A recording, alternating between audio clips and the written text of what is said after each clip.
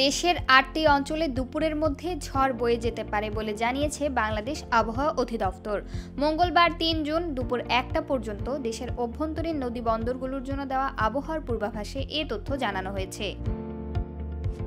এতে বলা হয়েছে, ময়মনসিংহ, বরিশাল, পটুয়াখালী, কুমিল্লা, নোয়াখালী, চট্টগ্রাম, কক্সবাজার এবং সিলেট অঞ্চলের উপর দিয়ে দক্ষিণ বা দক্ষিণ-পূর্ব দিক থেকে ঘন্টায় ৪৫ থেকে ৬০ কিলোমিটার বেগে দমকা অথবা ঝড়ো হাওয়া সহ অস্থায়ীভাবে বৃষ্টি অথবা বজ্রসহ বৃষ্টি হতে পারে।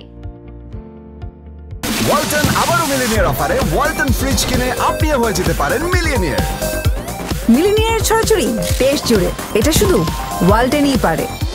আবহাওয়া অধিদপ্তর আরও জানিয়েছে, মৌসুমী বায়ু বাংলাদেশের উপর মোটামুটি সক্রিয় এবং উত্তর বঙ্গোপসাগরে মাঝারি অবস্থায় রয়েছে।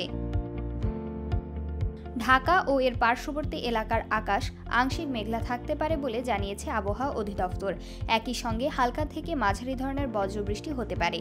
একই সঙ্গে দিনের তাপমাত্রা সামান্য বেড়ে যেতে পারে। এ অবস্থায় পাশাপাশি দক্ষিণ বা দক্ষিণ পশ্চিম দিক থেকে ঘন্টায় ১০ থেকে ১৫ কিলোমিটার বেগে বাতাস প্রবাহিত হতে পারে। এদিকে সকাল ৬টায় ঢাকার তাপমাত্রা রেকর্ড করা হয়েছে ২৪.৬ ডিগ্রি সেলসিয়াস। এ সময় বাতাসের আর্দ্রতার পরিমাণ ছিল ৯৬%।